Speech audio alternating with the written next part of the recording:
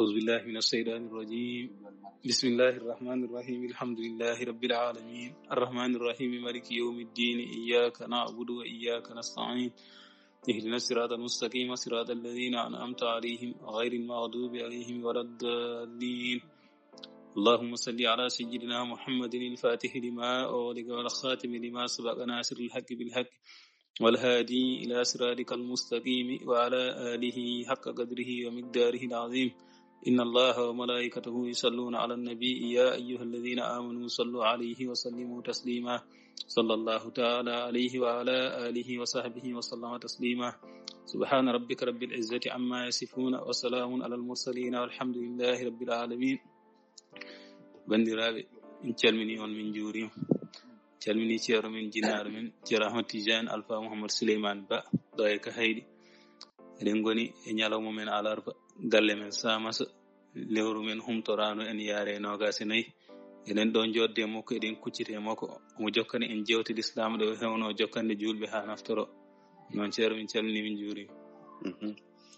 wa alaikum salam wa rahmatullahi ta'ala wa barakatuh musalmir mama an tan gore ko calminda ko mi salmitan mama den dangal juldum mon wi ashhadu an la ilaha illallah wa la sharika lahu nam wa ashhadu anna muhammadan abduhu wa rasuluhu e beydade yettude Allah nam e ko jettunde Allah beydade yettude Allah ko ala kaddi ko alda e kaddi ko ala do haadi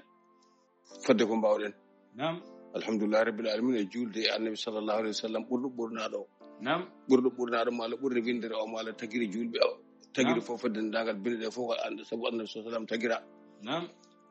yo Allah beydane yidde faade e makko kanko annabi sallallahu alaihi wasallam yo Allah beydane yidde faade e makko yo Allah beydane yidde faade e ko yamiri yo Allah beydane yidde faade e ko yamiri e ko hadi o hadana en dum yo Allah beydane yidde faade e ko yidi yo Allah beydane yidde faade e makko yidde ko yidi e ande ko ayi bi jayna bi sallallahu alaihi wasallam donaade suka meden won be laddeji be jamma e ñalaw so kiɗɗen do kadi ko yo Allah ɓeydu awo nam kamɓe wonɓe ɗon hagari wonɓe laaɓe ɓe kamɓe yo Allah yettinoɓe e jaam kamɓe yettiɓe kadi ɓe ngala kayitaji ɓe kadi yo Allah hokkuɓe kayitaji yo Allah nonɓe kayitaji mabɓe yo Allah nonɓe kayitaji mabɓe ko ɓuri yawde yo Allah nonɓe kayitaji mabɓe dañɓe kayitaji kadi ɓe ngala golle ɓe kadi ɓenne kadi yo Allah wallu men no gollori yo Allah wallu men no gollori yo Allah wallu men no gollori Allah ene jogui ene wawi ene yaawi yo Allah waɗanɓe ɗum waɗannaɓe hen sagoji mabɓe wata Allah sowni jikkeji mabɓe e ɗanle he wata Allah sowni jikkeji mabɓe ɗe ɗo ɗanle wata Allah sowni kadi jikkeji kureji mabɓe e mabɓe wata Allah sowni jikkeji kureji mabɓe e mabɓe yo Allah uddita bangeji ɗi fof yo Allah uddita kala ɗo wona yo Allah uddita ene wonira fof yo Allah uddita yo Allah reno yo Allah ɓeydu ndenka yo Allah ɓeydu ndenka ɓeyda toon ɓeyda ga wonɓe hôpital uji e wonɓe e caɗele goɗɗe reweteɓe ñamale ko jiiɗa ɓe fof yo Allah wallu goto hen fof no Allah humtiri haaji muɗum ene serde goƴaji aduna ɗi Allah ene jogui ene wawi hande ɓe mbi ko nogase nayyi humtorandu ngari kam jeegom caggal korka ɗum mbeɗa sitta so wal haala muɗum ɓenni en ɓennin ɗon ko haala dewle kalanoɗen kalen fodde ko mbawɗen alhamdulillahi rabbil alamin noon yewtere radio Mauritanie no heɓiri hoore muɗum ni enen kam wonani en weltare ha ɗon wawi hadde nam eɗen jawanno minutaji ɗi Allah ɓeydani en radio gorgoli o e radio kawi o kalami ko radio mo kalami ko nam radio Mauritanie tan mbiyan koɗo kalami ɗo ɗo yalta ɗo kodi koko onon hen toon onon heɗotonoɓe radio Mauritanie nam radio gorgol ɗo onon heɗotonoɓe ɗo nam yewtere nde watti arata joni ko 9h jamma ko min taji 45 wonno nam Allah walli wattama heure timmuɗo ñande alhamisa so ñalli ha hiiri ene jofi aljuma nam ko heure timmuɗo wattata waɗede ɗum noon ko janggo fuɗɗoto nam so Allah jaɓi mbatta hen haqqillaji moɗon oɗon wonɓe heddade maayo joom radio ji en woɓe heɗade gandon ɗum nam yewtere nde wattama 9h jamma baktuji 9 jamma ha 10h nam ko enen gonata hen so Allah jaɓi inchallah en ñaguima Allah moƴƴo tedduɗo yo Allah waɗane hen jaam yaro ko ɓural ɗum meɗen yo Allah ɓeydanen kadi ko ɓuri ɗum Allah ɓeydiri ɗiɗo mintaji no Allah ɓeydiri noon yidde hakkude meɗen e famde kadi ko yewte ko yo Allah ɓeyden famde ko yewte ko yo Allah ɓeyden famde ko yewte ko e ɗiɗo waktuji no ɓeydira ko ɓeyda fodde 15 minutes en heewi ha maayi nam seeɗa ala ko barke woodi koko Allah wela watta yo Allah waɗen kadi ko ɓuri ɗum Allah adda noon faamu kadi ɗum ɗo kadi ko ɓuri ɗum ko faama ton ko so tawi ɗum ɓenen noon eɗen jokka jewte meɗen nam yoga e konguɗi walla yoga e jewte ɗe nannoɗen ɗe ndewani lawol hay so ne rewi lawol e batte jomum man kam rewani lawol gal islam ga ko koccuɗen tan e youtube aji hen hunde e ko radio fulɓe alaji malal ali diallo ko yewta toon e aljuma ɓenuɗo no ousmane kane ousmane abdoulaye yero kane walla ousmane yero abdoulaye kane fof ko gotum jeeri e muso ko ɓukkon olundu abdoulaye yero abdoulaye fof ko diallo tan ɗum goɗɗum mala hen e yewtere nde wadde biyeteɗo Ahmad Tidiane an Ahmad Tidiane an mbiɗo jangi banaji mbiɗo jangi banaji famani ko jangi banaji ko jaɓani kadi ko jangi banaji ko yiiɗa kadi ko jangi banaji ko kanko Ahmad Tidiane an o yewatto hakkille e ko haalata yo wattu hakkille e ko yewtata namde makko Ousmane namdimo ɗe hiilaji mabɓe walla e peeje mabɓe bonɗe ɗe ɓe kaalata eɓe berlo e juuɗe eɓe berlo e julɓe jikkeji bonɗi e geɗe bonɗe eɓe pawa ɗumen keferagal ngal koye mabɓe artata kamɓe ɗiɗo ɓe neɗɗo so tawi felliti en haala yo haal ko andi haala an fimde ma tan ne jeeda fimle janande accutaro an Ahmad Tidiane ano Ousmane wima inde Allah ɗo poti oɗon kaala capanɗe jeenayi e jeenayi capanɗe jeetati e jeenayi oɗon kaala mbiɗon inde Allah mawni mati inde Allah toksere woodi so nande kefragal walla fasigago walla nafigago Allah en jogui ko tokkuseɗi ko fayi muɗum hay so wiyama tan Allahu akbar wiyete ko kabiran wa aziman wiyete ko kabiran wa aziman ɗon Allah ne jogui inde mawde inde toksere ha ɗum en yooɗe moɗon ɗon no jooɗiɓe e radio fulɓe oɗon kaala ɗeɗo bolle pukuɗeje fuutankoɓe ɓiɓɓe fuutankoɓe ley yimɓe ganda Allah jibiɗon ɗon e fuuta ko yimɓe ndewa Allah on guuri e fuuta yimɓe ndewa Allah on maayat ɗacci on yimɓe ndewa Allah fuutankoɓe ndewa Allah diina wona e moɗon joni ari wona ko radio on kon gari ko tan diina o ari on pen Allah fenni on ha jofte an Ahmad Tidiane an aɗa haalaɗo waɗa taɗa yirillo oɗon kaala holno neɗɗo jokkorto e Allah holno neɗɗo mawnirte Allah ɓe kalton ɓe ko Alpulaar ɗum tawi ko jannguɓe meɓe ketto on kaalon mbiyon neɗɗo Allah waddetake an Ahmad Tidiane an ko an jaɓotomi ko Ahmad Tidiane komi tokarma ko ɗum jogoɗama won tokarma haala kara min ko Ahmad Tidiane ba mbiyetemi an ko Ahmad Tidiane an a haalano wuuro mon a haalino ɗo janngoyɗa ɗum mbiɗa janngoyɗa to banade Ceerno Ahmad Tidiane janngoyɗo banade Ceerno Ahmad Tidiane jooyi walla duwaɗa Ceerno Abdourahim on wonta fasiki wonta nafigi wonta jiiɓowo julɓe wonta dendinowo julɓe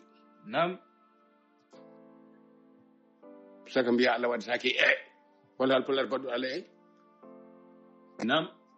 so Allah waddaka ede Allah wadda Allah kañum waddi hoore mum wona tagore makko waddi mo ko kanko waddi hoore makko kanko walillahi al-izzatu wa li rasulihi wa lil mu'minina walakinna al munafiqina onon la ya'lamuna an Ahmad Tidiane mbiɗa neɗɗo wiyata sinno wona Allah e kaari an kay aɗa foti hirsude ɗum so wonano Allah e kaari en mbiya ɗum Allah waɗetake aha kay so wonano Allah e yumma e bama wodata fasige o heɗum ne moƴƴi heɗum ne moƴƴi ɗum ɗo oɗo bone mo guirton ɗo ɗum ɓenni babiraɓe moɗe taniraɓe ngari on mbi en jaɓɓa ɗum ɓe yimɓe sirku Allah waɗetake Allah waddete ha lakara ko onon woni ɓe pamani wiyoɓe kay Allah e nelaɗo muɗum walla Allah e barke muɗum ɓen kay ne gandi Allah ko goto ko Allah barkini ko kay barkini tan ko Allah waɗi barke ko kay waddete Allah tan nunɗal makko e karaysiral makko e karallagal makko fala budde o waddete so waddaka hen sokoma hoto neɗɗo yahata kaaɗi muɗum bonɗi walla haage ɗum walla fasigagu muɗum ha wiye neɗɗo wiyata barke Allah e nelaɗo muɗum walla so wonano Allah e nelaɗo muɗum Allah tellina e tagore he ashhadu an la ilaha illallah mbiɗa ko ashhadu an la ilaha illallah wahdahu la sharika lahu so tawi ɗon pirteɗo an mbiɗa ashhadu an la ilaha illallah woto Allah woni sa yamato Allah woni no mbiɗa mbiɗa seedima hoto seedɗamo hoto ceeɗa taw Allah hade ma wiɗa ashhadu an la ilaha illallah oɗon mbi Allah bataki hay hunde on fasiki kuɗaɗi nam onon de soɗon yoɗon mbi ashhadu an la ilaha illallah wahdahu la sharika lahu wa ashhadu anna muhammadan abduhu wa rasuluhu seeɗam fagal mum ngal to woni wona e ɓerɗe mon nam i biɗo Allah en laaɗo barke muɗum wona e ɓerɗe muɗum woni on kayne andi Allah nam eto aya qur'ana fenniri on kefragal moɗon fasika agal moɗon huɗede moɗon wa wassayna al insana bi walidayhi nam hamalathu ummuhu wahnan ala wahnin wa fisaluhu fi amaini an ushkur li wa li walidayka nam wona Allah bataki e omo wasi yo neɗɗanki nam e jinnaɓe muɗum moƴƴere hakkude mum e jinnaɓe mum jinnaɓe makko no rondiɓe mo e loore e tampere e fof haw yalti aduna nam ɗum so neɗɗo wi barke Allah e barke nane baba mbeɗo hufri kono woni kefreɓe eɗo wiyata barke mum e bawmum ko Allah waɗi hen nam hamalatu wani ala wahni fisalu fi amayn duuɓi ɗiɗi aɗa muyna nam ha genteɗa o wasimama an neɗɗo o anuskur li ne jettatamo kanko joomi nam yettam min Allah joomi wali wali de kay jinnamaɓe don Allah bataki marman nam onon fasikeji kuɗaɗi ko neɗɗo ni mo waddani Allah sabu muɗum ko on woni kefeero mo mawni nan Allah e teddungal muɗum ko on woni kefeero nam mo yettani Allah e sababuji ɗi ko on woni kefeero neɗɗo waddata Allah e sababu mo rokkiri ɗum o alhamdulillahi rabbil alamin mo yetti Allah mo yetti joomam nam walla nder neɗɗo waddata Allah e sodani Allah e ko dañata nam mbele Bilqis alayhi salatu wassalam nde Suleyman alayhi salatu wassalam Bilqis kam alayhi salatu wassalam walla ko Bilqis tan nam haɗa ɗon Suleyman alayhi salatu wassalam mbele nde Suleyman nelanamo kanko Bilqis ari o yi kaɓi Allah hokki Suleymana nam e daraja mo Allah hokki Suleymana e fayida mo Allah hokki Suleymana haymo o welti ha ɗon wawi hadde o wi rabbi inni zalamtu nafsi nam wa aslamtu ma'a Suleymana lillahi rabbil alamin nam rabbi min de kom toñoɗo horam de an joomam wa aslamtu noon mbaɗa jebbilano wondude e Suleymana nam min mbiɗo Allah batake e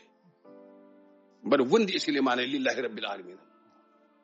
mayde bande on won ko janguɗon on fasikeji kuɗaɗi nam jangon fuuta ha jangon ko janguɗon ko kon ɗo kuɗa kon gumma lakara gaddun defte ibnu taymet hen ben base en ɓe huɗa ɓe la'natullahi alayhi garoɗon oɗon bonnira haqqillaji fuuta ko Allah batake nam so Allah batake Allah ene rewe anuskuri woli walde ke leyel masir walla nam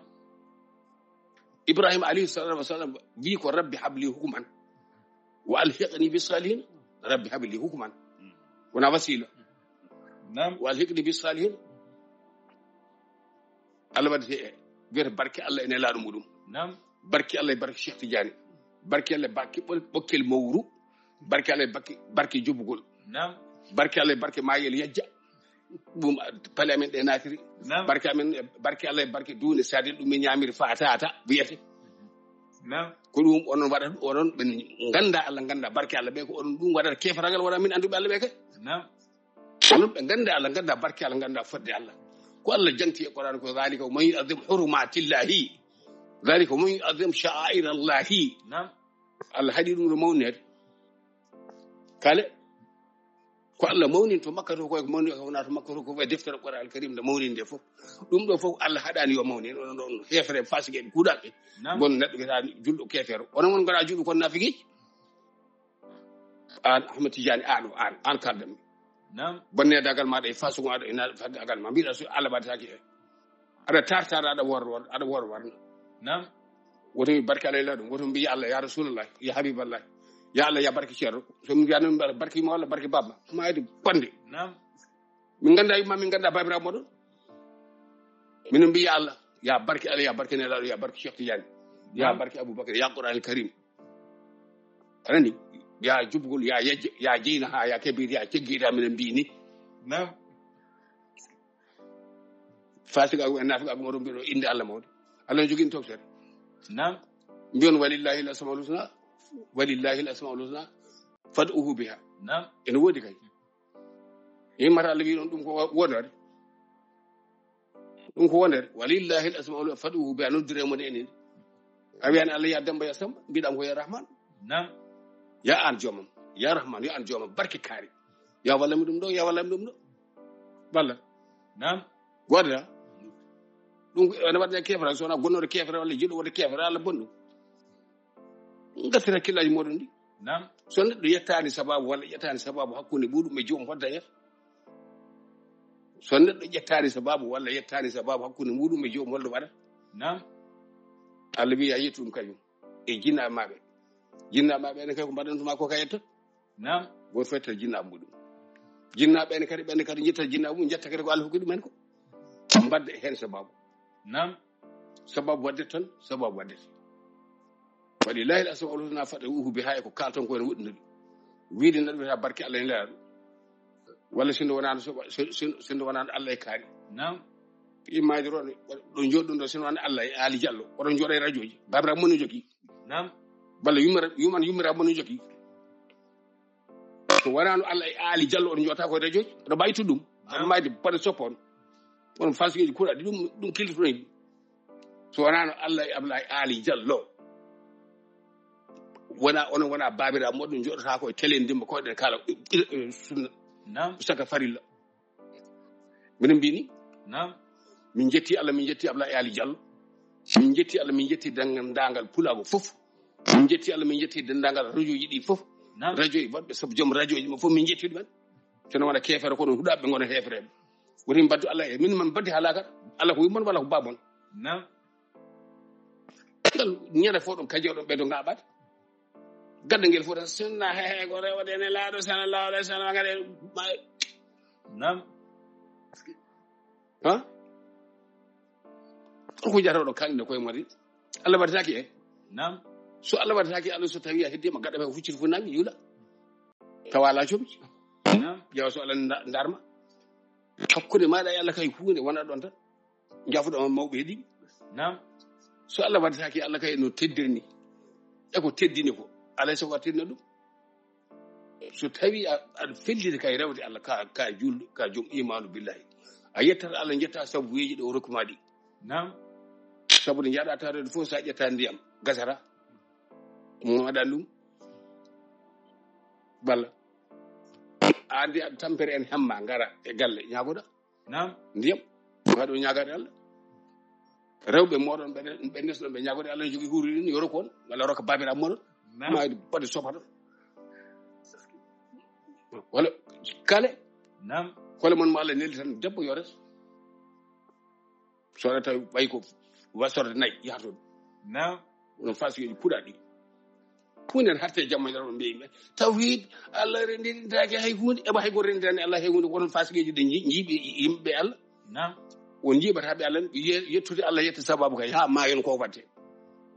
belaɗo ko noon mettaɗo ko noon nam so wondi Allah tan ko so wi Allah ne laaɗum noon ko so wi Allah goɗɗum noon ko goɗɗum kalton goɗɗum kefragal moɗon ngal nam Allah e goɗɗum ɗum ko wonde on hefereɓe wona wonde on joom imanu billah hen suɗon gandi kay goɗɗum kay wone ɓernde julɗo ko wona mawnide Allah walla teddinde Allah oɗon gandi ko wona ɗum kon hefereɓe nam ko neɗɗo kay andude Allah andude hoddiruji Allah andude sababuji faaɗi Allah wakko o jalo muɗum fa e ladde ene girtira leydi en ƴeewa toon ko ñaami fadani ha Allah den ɗum ko ñaami nam walla fokkita ƴeew comci muɗum fa e jeere ene ndaara arsugi e ndaarde Allah nam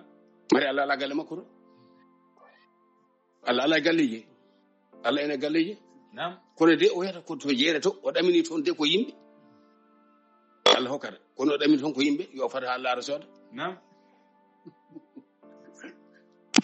ha